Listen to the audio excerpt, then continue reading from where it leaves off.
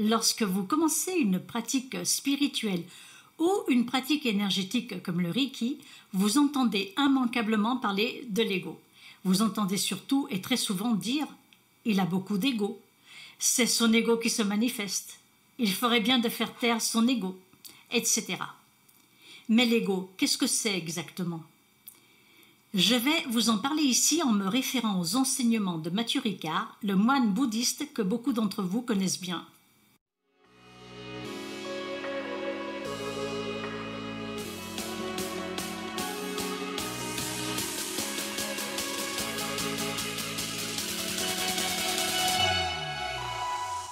Visiblement, sur la Terre et dans la nature, il n'y a qu'une seule créature dont on peut dire qu'elle a un ego, c'est l'homme.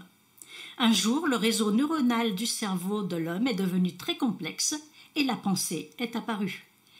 Si nous croyons à la théorie de l'évolution, nous pouvons dire que la nature nous a fait un immense cadeau en nous dotant de la pensée, car c'est cette possibilité de penser qui nous permet d'observer et d'analyser notre monde, notre univers, et par là même d'inventer sans cesse des objets de plus en plus sophistiqués et compliqués comme un smartphone ou un téléviseur par exemple. Si nous croyons à la théorie d'un créateur à l'origine de toute vie, alors c'est un peu la même chose. Le créateur nous a fait un immense cadeau en nous dotant d'un cerveau complexe qui nous permet de penser, d'analyser, de tirer des conclusions et d'inventer. Mais le revers de la médaille, c'est que cette pensée qui envahit notre tête a fait naître l'illusion du moi, autrement dit, l'ego.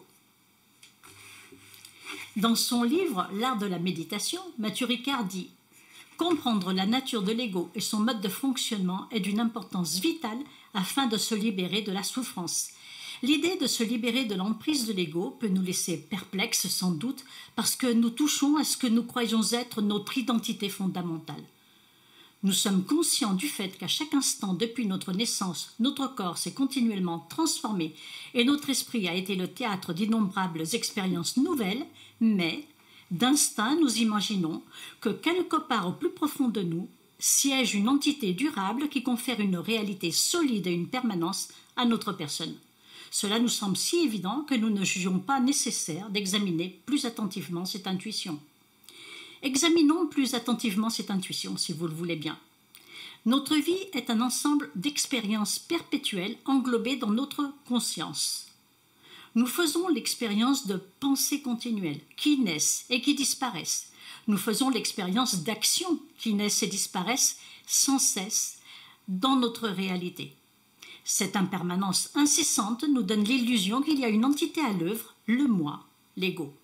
Nous croyons qu'il y a une personne qui agit et à qui nous attribuons des qualités d'autonomie, de singularité, de permanence.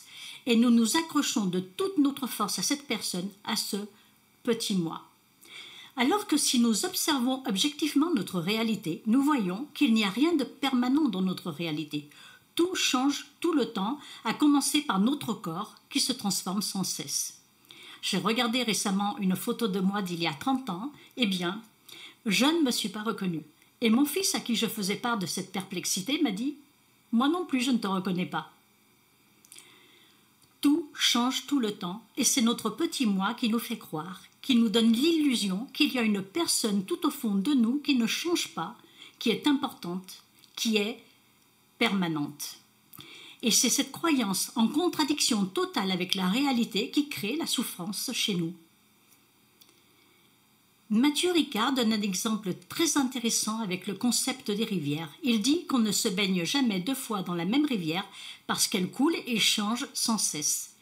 Donner un nom à la rivière, par exemple l'appeler la Loire, pourquoi pas, à condition de savoir que c'est juste un concept. Mais il n'y a pas d'entité de la rivière. Il n'y a pas un petit bonhomme de la rivière qui sortirait sa tête et qui dirait par exemple « La Loire, c'est moi ». L'entité n'existe pas. Mais si nous croyons qu'elle existe, alors on va essayer de la protéger, on va essayer de la satisfaire, d'où l'image de soi-même, vulnérable forcément. Comme elle est une imposture, elle est vulnérable à la réalité et va déclencher la souffrance sous la forme de la jalousie, de la compétition, de la peur, de la haine, etc. L'ego est une imposture toujours en contradiction avec la réalité. Lorsque je dis Francisca, c'est moi, je mens parce que des Francisca, il y en a d'autres. Alors je vais composer et dire Francisca Galindo, c'est moi. Mais là aussi je mens, car j'ai appris récemment que des Francisca Galindo, il y en a d'autres. Alors je vais continuer comme ça et dire Francisca Galindo Segado, c'est moi. Et là je crois que j'ai enfin dit qui je suis. Mais non. C'est mon petit moi, celui qui est apparu dans ce monde un 25 mai, qui dit qu'il est Francisca Galindo Segado, car il est très difficile de dire qui il est et ne peut que se référer à l'identité que d'autres petits moi lui ont donnée. Il est obligatoire, bien sûr, de donner un nom à un enfant. Mais vous, lorsque vous commencez à observer votre monde, lorsque vous commencez à observer votre réalité, lorsque vous commencez à observer la vie autour de vous, vous pouvez prendre conscience que le petit moi est une entité qui n'existe pas, mais à laquelle on a donné un nom afin de lui faire croire qu'elle existe. Vous pouvez commencer à vous libérer de l'emprise de l'ego. Pourquoi ? Pourquoi devriez-vous vous libérer de l'emprise de l'ego ? Eh bien, pour arrêter de souffrir lorsque votre réalité ne colle pas à ce que vous croyez qu'elle devrait être. L'ego ne supporte pas que la réalité ne corresponde pas à sa conception de celle-ci. L'ego va inventer tout un tas d'artifices pour ne pas mourir et va commencer à faire ceci, faire cela, et ne jamais arrêter de correspondre à l'image qu'il a de lui-même, une image déformée. Rappelez-vous, la récente Coupe du monde de football et la réaction d'un champion lorsque son équipe a perdu. Son équipe devait gagner car il est le champion. Oui, mais la réalité de la situation qui s'est imposée à lui, c'est « j'ai perdu ». Et cela lui a été intolérable. Tellement intolérable que le monde entier l'a remarqué, que son président de la République s'est senti obligé de le consoler.